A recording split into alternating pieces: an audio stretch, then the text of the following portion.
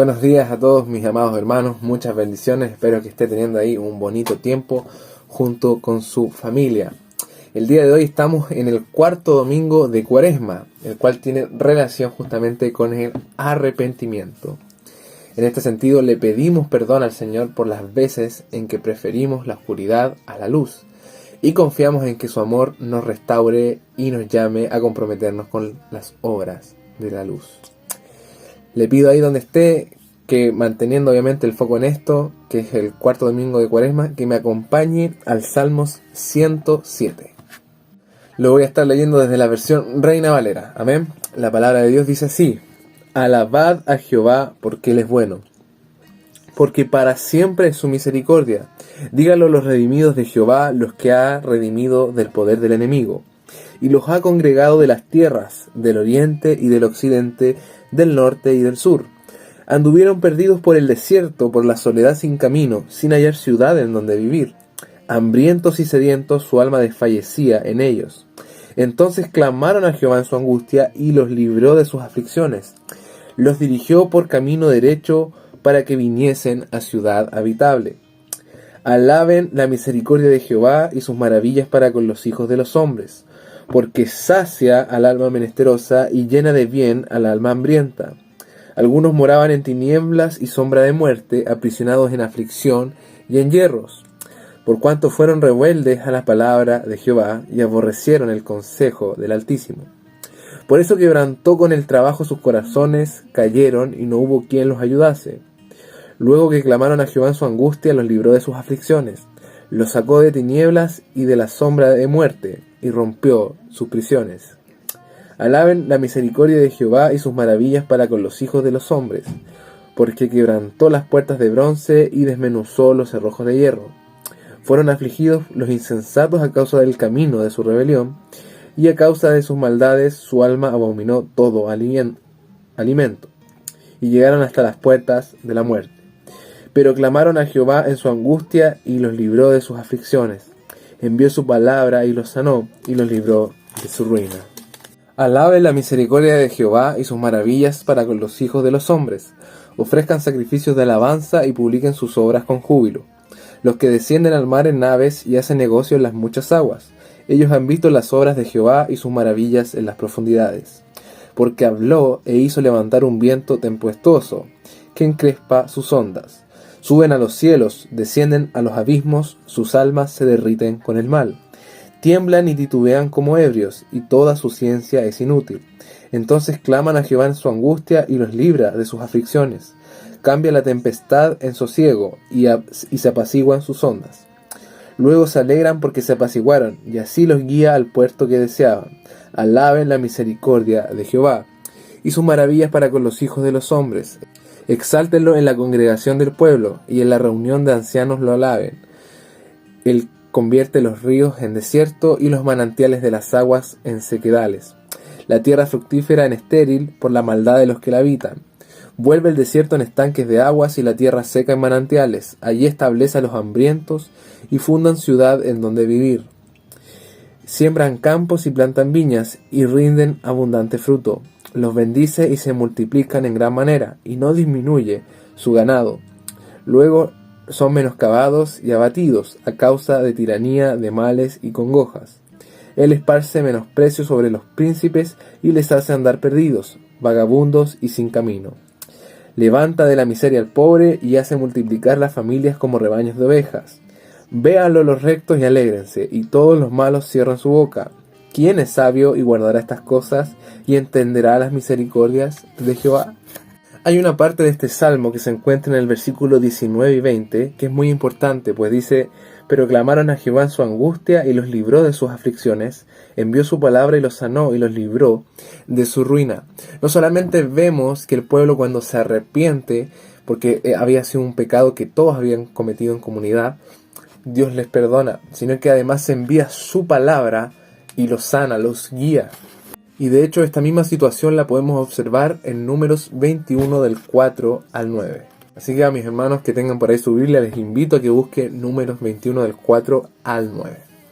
Amén. Esto tiene como subtítulo La serpiente de bronce. Y dice así: Después partieron del monte de Or camino del Mar Rojo para rodear la tierra de Edom.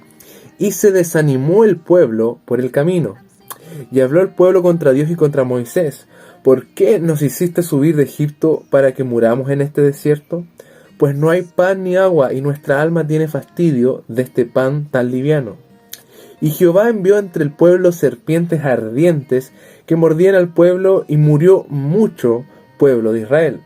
Entonces el pueblo vino a Moisés y dijo: hemos pecado por haber hablado contra Jehová y contra ti. Ruega a Jehová que se quite de nosotros estas serpientes. Y Moisés oró por el pueblo. Y Jehová dijo a Moisés: hazte una serpiente ardiente y ponla sobre un asta, y cualquiera que fuere mordido y mirare a ella, vivirá. Y Moisés hizo una serpiente de bronce y la puso sobre un asta, y cuando alguna serpiente mordía a alguno, miraba a la serpiente de bronce y vivía. Aquí vemos otro gran ejemplo cuando el pueblo de Dios comete pecado. En este contexto estaban en el desierto y estaban angustiados porque veían que las condiciones quizás no eran favorables y estaban pensando en el pasado, estaban pensando en Egipto, no estaban creyendo en lo que Dios tenía para ellos. Y producto de eso pecan contra Dios, y al pecar Dios les envía esto como respuesta. Sin embargo, lo más importante aquí es que a pesar del pecado de la comunidad, ellos deciden arrepentirse, y es allí cuando van a Moisés y le piden perdón para que Dios pueda, obviamente, quitarles las serpientes. Y Dios en su misericordia les envía una orden, ¿no? Que ponga una serpiente de bronce para que el que la mirara fuera sano. Entonces vemos que a pesar del pecado del pueblo, tras murmurar contra Dios, cuando éste se arrepiente, Dios envía una respuesta de misericordia y de perdón. Y esto es súper importante porque cuando el pueblo habla contra Dios, en realidad la traducción dice que habla como Elohim en vez de Yahvé. Elohim era la máxima expresión de divinidad con la cual uno se podía referir. Por lo tanto, vemos lo que Dios perdona por medio del arrepentimiento y de su misericordia era grande. Este domingo de Cuaresma, como se mencionó al inicio, y debemos de alguna forma pedir perdón, ¿cierto?, a Dios, que nos restaure, que nos limpie y nos haga, ¿cierto?, comprometernos con las obras de la luz, poder ser verdaderamente luz. Amén. Así que ahí donde esté, prepárese, busque al Señor y adoremos juntos a Él.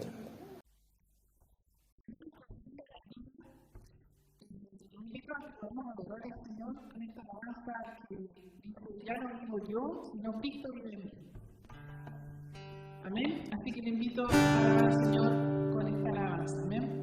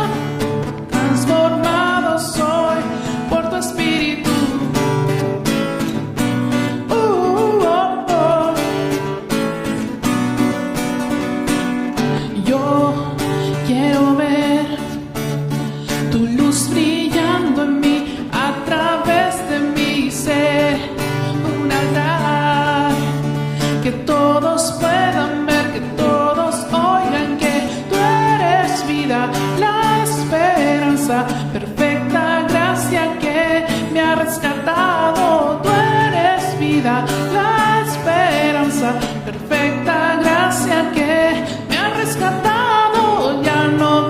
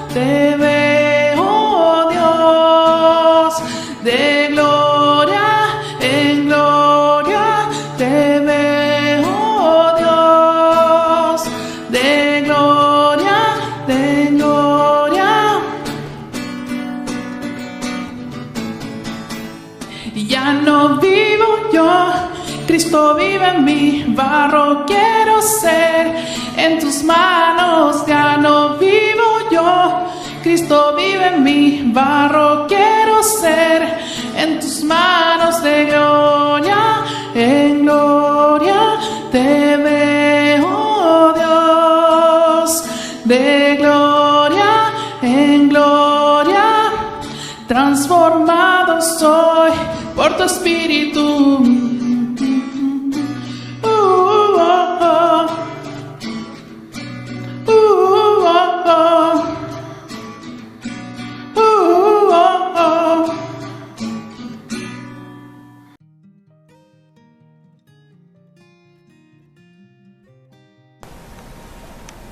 Buenos días, hermanos, les saludo en el nombre del Señor. Envío un caluroso saludo a cada uno de ustedes, a sus familias, a sus familiares, a todos nuestros amigos que nos ven a través de la tecnología que estamos utilizando, las diferentes plataformas. Un gran saludo y bendiciones del Señor para cada uno de ustedes. Vamos hoy día al texto que nos convoca en Juan capítulo 3, del 14 al 21. Dice así la palabra del Señor en el nombre del Padre, del Hijo y del Espíritu Santo. Y así como Moisés levantó la serpiente de bronce en un poste en el desierto, así deberá ser levantado el Hijo del Hombre, para que todo el que crea en él tenga vida eterna. Pues Dios amó tanto al mundo que dio a su único Hijo, para que todo el que crea en él no se pierda, sino que tenga vida eterna. Dios no envió a su Hijo al mundo para condenar al mundo, sino para salvarlo por medio de él. No hay condenación para todo el que cree en él, pero todo el que no cree en él ya ha sido condenado por no haber creído en el único Hijo de Dios. Y esta condenación se basa en el siguiente hecho: la luz de Dios llegó al mundo, pero la gente amó más la oscuridad que la luz, porque sus acciones eran malas. Todos los que hacen el mal odian la luz y se niegan a acercarse a ella, porque temen que sus pecados queden al descubierto. Pero los que hacen lo correcto se acercan a la luz para que otros puedan ver que están haciendo lo que Dios quiere. Esta es palabra del Señor. Padre Celestial, te damos gracias en esta mañana por la oportunidad que tú nos das una vez más de acercarnos a tu palabra, encontrando en ella el alimento para nuestra alma. Permite que tu Espíritu Santo pueda dirigir nuestros pensamientos de tal manera que de forma clara y precisa podamos presentar tu palabra y que ésta sea de bendición en cada hogar que se necesite, Señor, tu palabra. En el nombre de Jesús. Amén. Este pasaje enlaza tres asuntos de lo cual hemos leído arriba. Primeramente, el levantamiento del Hijo del Hombre que hace posible la vida eterna. El amor de Dios por el mundo que provoca esta manifestación del don de Dios en la persona del Hijo, para que quienes crean en Él tengan vida eterna. Y finalmente, como tercer punto, el juicio de condenación para aquellos que no creen en el Hijo. A esto yo le llamo los tres grandes imponderables dentro del Evangelio. La palabra imponderable, según la definición de la Real Academia Española, dice imponderable, algo que sucede de manera inesperada e inevitable y tiene consecuencias que no se pueden conocer o precisar. Algo que es tan excelso que no se puede ponderar, que no se puede medir, cuyas consecuencias no pueden estimarse. Vamos al texto. Los primeros versículos, los versos 14 y 15, dice: y así como Moisés levantó la serpiente de bronce en un poste en el desierto, así deberá ser levantado el Hijo del Hombre, para que todo el que crea en él tenga vida eterna. No nos olvidemos que Jesús está conversando con este maestro de la ley llamado Nicodemo, Y la pregunta en el verso 4 del capítulo 3 de Juan es: ¿cómo puede un hombre mayor volver al vientre de su madre y nacer de nuevo? Tanto la serpiente levantada y el Jesús levantado confieren una nueva vida a quienes lo ven y creen en ellos.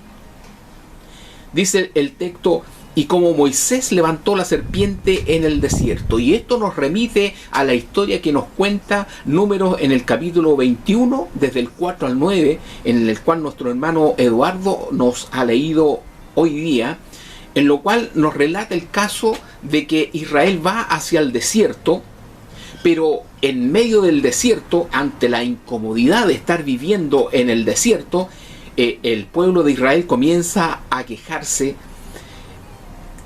de Dios por haberlos sacado de Egipto a un desierto que desde ya les parece tan incómodo.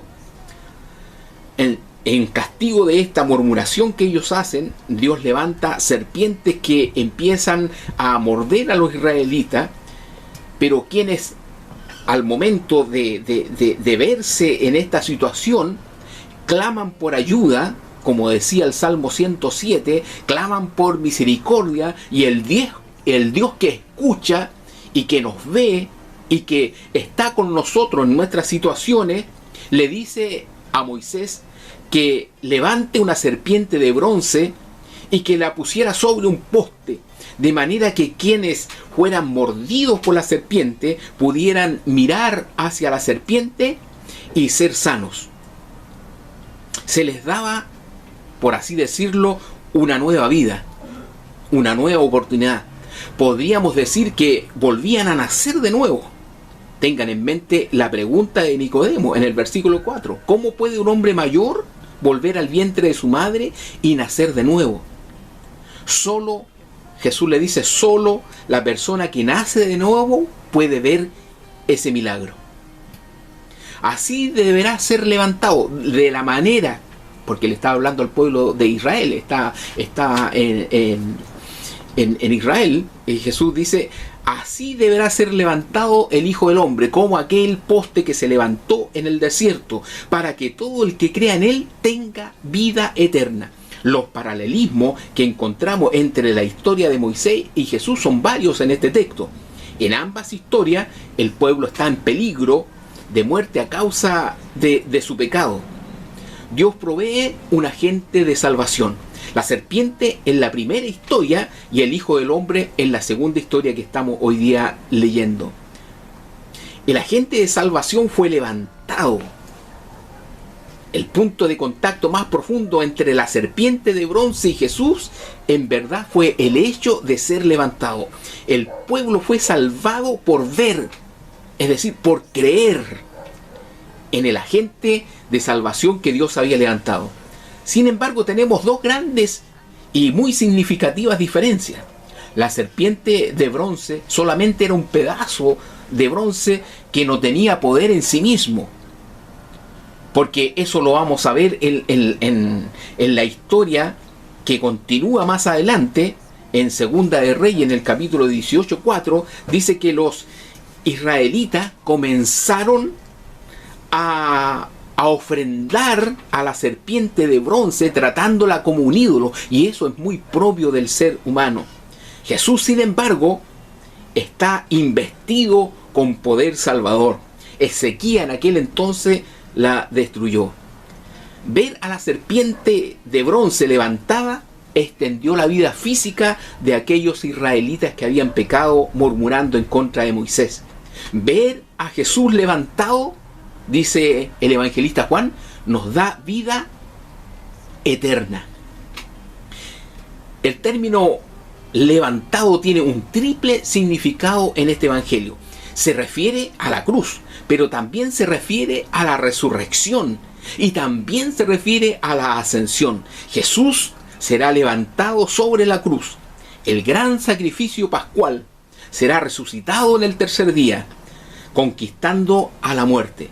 Su cruz y su resurrección son simplemente diferentes facetas de su glorificación.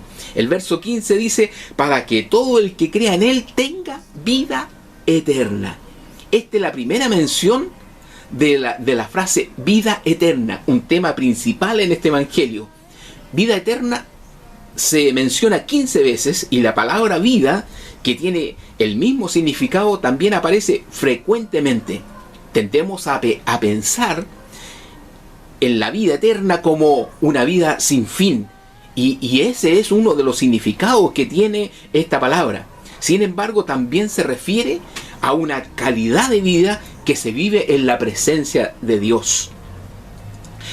En la oración de Jesús, ahí en el capítulo 17, verso 3 de Juan, dice: y esta es la vida eterna. Jesús comienza a clarificar de qué se trata, o a definir de qué se trata esta vida eterna. Dice: y esta es la vida eterna, que te conozcan a ti, el único Dios verdadero, y a Jesucristo, a quien tú has enviado. Otra traducción libre y personal podría ser: y esta es la vida definitiva, que te conozcan personalmente a ti, el único Dios verdadero, y a tu enviado, Jesús, el Mesías. El verbo ginosko, que se traduce por conocer, puede denotar, como en este caso, un conocimiento no solo intelectual, sino un conocimiento inmediato, un conocimiento relativo a la experiencia. Este es el don del Hijo de Dios, quien lo ha capacitado, pues tiene toda autoridad sobre los hombres. En el versículo que habíamos leído, que esta es la vida eterna, que te conozcan a ti, en el verso anterior, en el 17.2 dice: pues le has dado a tu Hijo autoridad sobre todo ser humano. En esa autoridad Jesús ha capacitado para conocer a Dios en forma real y verdadera, en forma personal, real y verdadera, a todos aquellos que hemos abierto nuestro corazón para conocer a este gran Dios en medio nuestro. Otro punto interesante con respecto a la vida eterna, básicamente significa referente a una era. Los judíos dividieron el tiempo en la era presente y en la era por venir, pero siempre el adjetivo se usaba para la vida venidera, no era para la vida presente. Vida eterna entonces significaba la vida propia a la era venidera.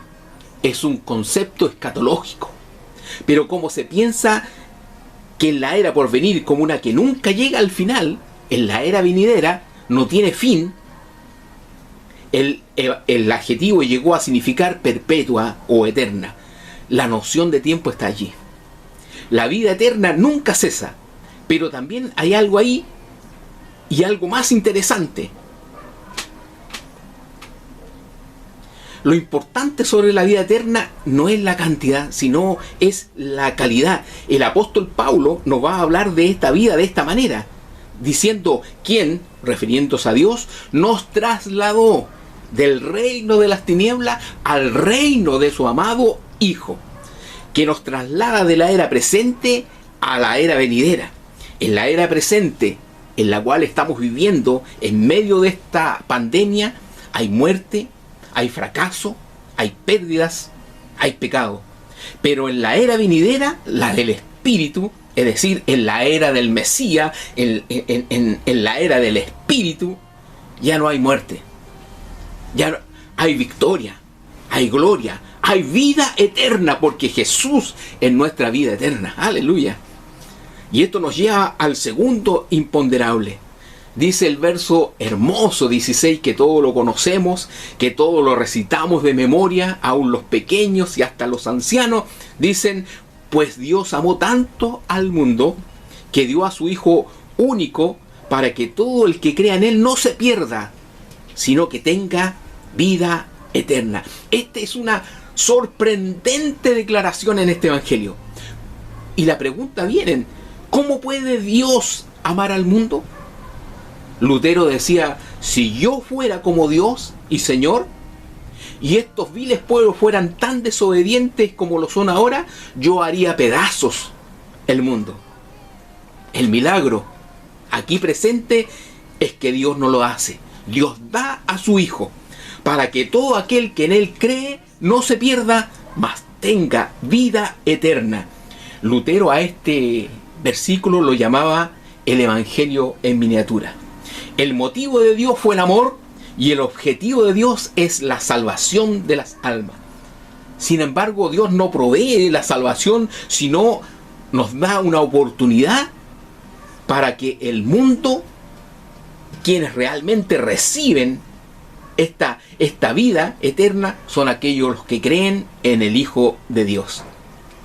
La palabra en este versículo se parece mucho a la de historia de Abraham, a quien Dios le mandó, diciendo: toma a tu hijo, tu único, Isaac, a quien amas, y vete a tierra de Moriah, y ofrécelo allí en holocausto sobre uno de los montes que yo te diré. Esta historia ustedes la pueden encontrar ahí en Génesis 22, en el verso 2. Abraham se preparó para obedecer este mandato, pero en el momento de ejecutar este mandato es detenido por un ángel de Dios.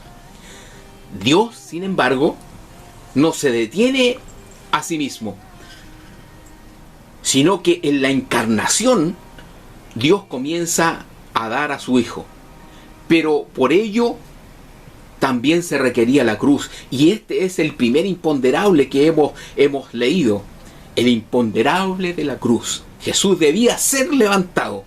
Hace un tiempo atrás se realizó una película sobre la vida de Jesús, en la cual Jesús, en vez de morir en la cruz, elegía vivir una vida normal. Elegía casarse, trabajar y morir como cualquier ser humano.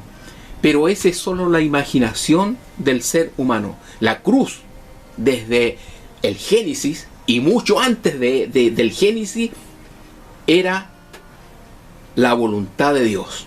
Esto lo presenta el evangelista como una necesidad. ¿Hubiera sido menos costoso para Dios ignorar los pecados del mundo? Ciertamente que sí. Y permitir que la gente viviera en tinieblas. Pero eso no reflejaría realmente el amor de Dios, sino que reflejaría una apatía de Dios. Los padres terrenos proveemos de una analogía para esto, pues es mucho más costoso en tiempo y energía para un padre o madre supervisar a cada uno de los hijos e hijas que dejar que hagan lo que quieran. Algunos padres lo ven de manera diferente, prefieren no restringir a sus hijos o hijas, pero eso que parece ser un don de la libertad, en realidad pone en riesgo su bienestar. No es una política de no meta las manos lo que demuestra el amor, sino la voluntad de hacer que los sacrificios de quienes los atienden sean para la seguridad del hijo o de la hija. Y eso los padres lo conocemos muy bien. Dios hace ese sacrificio al enviar al hijo para salvar al mundo. Este es el segundo imponderable, el amor de Dios. El amor de Dios empuja a Dios de una manera sobrenatural, como dice nuestra querida versión Reina y Valera, porque de tal manera amó Dios al mundo que ha dado a su Hijo unigénito, para que todo aquel que en él crea tenga vida y vida eterna. La palabra tener está en un tiempo presente, sugiriendo que los creyentes la poseen en el aquí y en el ahora, más que tener que esperar por ella como una herencia a recibirla en el futuro. Esta es la escatología realizada en Juan, el don ya recibido, la vida eterna como una relación con Dios que ya comenzó desde el momento en que abrimos nuestro corazón. Juan 3:16 probablemente es el versículo más amado en la Biblia. Lo escuchamos frecuentemente. Un problema con que sea tan conocido es que este pasaje frecuentemente se imprime por todos lados, desde las camisetas hasta las publicidades para autos, pero siempre es usado fuera de su contexto, y esto nos lleva al tercer imponderable. Dice la palabra del Señor, no yo, la palabra del Señor, versículo 17, Juan capítulo 3 del 17 al 21. Dios no envió a su Hijo al mundo para condenar al mundo. Lo repito, Dios no envió a su Hijo al mundo para condenar al mundo, sino para salvarlo por medio de él. Verso 18. No hay condenación para todo el que cree en él, pero todo el que no cree en él ya ha sido condenado por no haber creído en el único Hijo de Dios. Verso 19. Y esta condenación se basa en el siguiente hecho: la luz de Dios llegó al mundo, pero la gente amó más la oscuridad que la luz, porque sus acciones eran malvadas. Verso 20. Todos los que hacen el mal odian la luz y se niegan a acercarse a ella, porque temen que sus pecados queden al descubierto. Verso 21. Pero los que hacen lo correcto se acercan a la luz para que otros puedan ver que están haciendo lo que Dios quiere. El versículo 17 declara: Dios envía a su Hijo no para condenar, sino para salvar al mundo. Y esto me trae a la memoria en estos días, en nuestra provincia de Valparaíso, en la ciudad, en la comuna de Placeres, una iglesia fue vandalizada por aquellos que aman la oscuridad, pensando de que la iglesia es la que está en contra de las cosas. Y no es así. Dios no envió a su Hijo al mundo para condenar al mundo, ni la iglesia está para condenar al mundo, sino para presentar a Jesucristo, el único medio por el cual podemos ser salvos. Pues estábamos todos condenados, estábamos todos perdidos, pero el amor de Dios, este imponderable de Dios, ha enviado a Jesucristo para que usted no se pierda, para que nadie se pierda, para que nadie quede afuera, sino para que todos sean salvos por Él. Sin embargo, este versículo 17 pareciera estar en conflicto con lo que dice Juan capítulo 9, verso 39, donde Jesús dice: yo entré en este mundo para hacer juicio. La aclaración de este hecho es, como dice Bullman, la incredulidad al cerrar la puerta al amor de Dios convierte su amor en juicio. Y eso es lo que ocurre. Este es la gran contradicción entre la oferta del enviado de Dios y el rechazo del cual es objeto. ¿Quién se excluirá a sí mismo de la vida? Y esa es la pregunta. El texto combina esta extrañeza con otra cuestión muy inquietante. ¿Quién lleva a cabo esta condenación? ¿Será Dios, como algunos dicen? Pero ¿cómo ese Dios que por amor al mundo, como leíamos el verso 16, entrega a su propio Hijo podría dictaminar la destrucción eterna de alguien?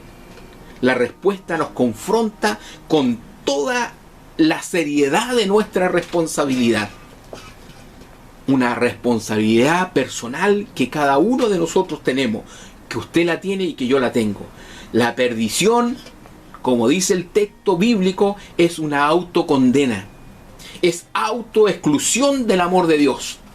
Nos autoexcluimos. La separación entre quienes aceptan su perdón y quienes lo rechazan es inevitable. Una paradoja está implícita en la obra de salvación de Jesús. Si es necesario para Dios enviar a su Hijo para salvar al mundo, debe ser porque el mundo necesita que lo salven, porque está perdido. Además, la obra del Hijo es eficaz si el mundo acepta, solamente si el mundo acepta la salvación ofrecida. Juan lo pone de esta manera, verso 18. No hay condenación para todo el que cree en Él. No hay condenación. No hay condenación. Pero todo el que no cree en Él ya ha sido condenado por no haber creído en el único Hijo de Dios. Por lo tanto, las personas que se pierden no es porque Dios sea malo o porque la iglesia le ha cerrado las puertas, sino porque se han autoexcluidos a sí mismos.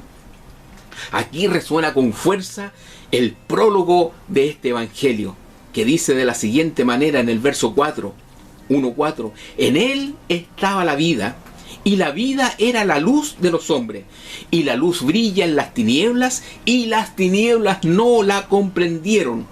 Vino al mundo un hombre enviado por Dios, cuyo nombre era Juan. Este vino como testigo, para testificar de la luz, a fin de que todos creyeran por medio de él. No era en la luz, sino que vino para dar testimonio de la luz. Existía la luz verdadera, que al venir al mundo alumbra a todo hombre. En el mundo estaba, y el mundo fue hecho por medio de él, y el mundo no le conoció. Y el verso 11 nos habla de nuestra desgracia y de nuestra destrucción. A lo suyo vino, y los suyos no le recibieron. Al igual que tenemos una clara declaración del propósito de Jesús en el verso 16, que vino a salvar el mundo, también tenemos una clara declaración del problema en el verso 19. Y esta condenación se basa en el siguiente hecho. Estoy leyendo la NTV. La luz de Dios llegó al mundo, como decía Juan. Pero la gente amó más la oscuridad que la luz, porque sus acciones eran malvadas. Verso 20. Todos los que hacen el mal odian la luz y se niegan a acercarse a ella, porque temen que sus pecados sean descubiertos. Las imágenes que surgen de este tipo de lenguaje ciertamente que son siniestras. Por todas partes y bastante reales podemos verla, el peligro de las calles oscuras, transacciones que se hacen en lugares apartados, gente vestida de negro para pasar invisible en la noche. La realidad, sin embargo, es que existe algo de amor a las tinieblas en cada corazón, oscuros secretos que preferimos no compartir con nadie. Tanto nuestra historia como los periódicos están repletos de ejemplos de personas que han amado más las tinieblas, porque sus obras son malvadas. El siglo que se fue, el siglo XX, lleno de ejemplos de maldad monstruosa. El más grande de ellos podría ser, o más familiar que nos viene a la mente, el Holocausto. 6 millones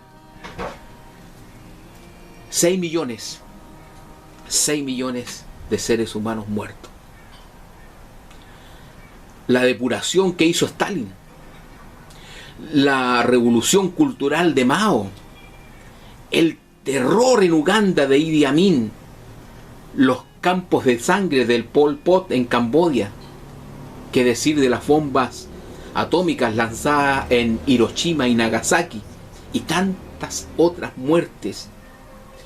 Cada uno de estos despóticos hechos han sido responsables de asesinatos de millones, y parece que no hay fin al derramamiento de la sangre.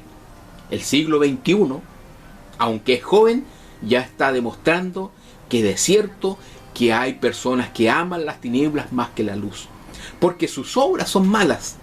Quienes odian la luz no vendrán a la luz. Personas que van tras la maldad y odian lo que es bueno, no quieren venir a Jesús, que es la luz verdadera. De ahí el odio. El verso 21 dice: pero que los que hacen lo correcto se acercan a la luz para que otros puedan ver que están haciendo lo que Dios quiere. Esta extraña expresión deja claro que quien ama la luz no es una persona superior en sí misma. Si disfruta la luz, entonces es porque todo lo que se ha llevado a cabo y por lo que no hay vergüenza o juicio es porque ha sido hecho por Dios y en Dios, en unión con Dios, y por lo tanto por su poder y por su gracia, porque nada más podemos hacer. Sin mí, dijo Jesús, nada podéis hacer. Por eso, en esta hora, los invito a la reflexión. Primeramente, la fe en Jesús implica vida eterna, vida con Dios y vida en el amor que Él nos ofrece.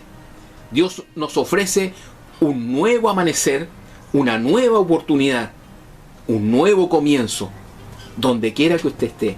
Lo segundo, solo Jesús puede orientar nuestra vida para que podamos vivir bajo la luz de Él. Y lo tercero, la relación de fe con Jesús implica una transformación tan radical de nuestra existencia, No alcanza con preguntarnos qué debo hacer. Para hacer lo correcto es necesario preguntarnos, cada uno de nosotros, ¿dónde estoy ubicado? No es que yo pertenezca a esta iglesia o a esta otra iglesia, sino que significa en qué lugar estoy ubicado. Y la única forma de estar bien ubicado es en Jesucristo, porque de tal manera amó Dios al mundo que ha dado a su Hijo unigénito para que todo aquel que en Él cree no se pierda, mas tenga vida eterna, una vida con calidad. Y esta es la hora en que usted pueda venir a Jesucristo. Es la invitación que le hacemos a través de esta tecnología para que se acerque al Cristo real y verdadero, el que no está escondido en las iglesias, sino al Cristo verdadero, al Cristo de la historia, al Cristo real, ese que camina con usted, que no le está juzgando, sino que le está diciendo, porque de tal manera que ha dado a su Hijo unigénito, para que usted y yo podamos vivir una vida de libertad y una vida de esperanza. Los invito a esta esperanza y a disfrutar a Jesucristo. Que el Señor les bendiga en este día. Que el Señor haga resplandecer su rostro sobre cada uno de ustedes y se acuerde que somos hombres y mujeres sujetos a esta vida y que estamos necesitados de Él. Bendiciones, que el Señor les bendiga.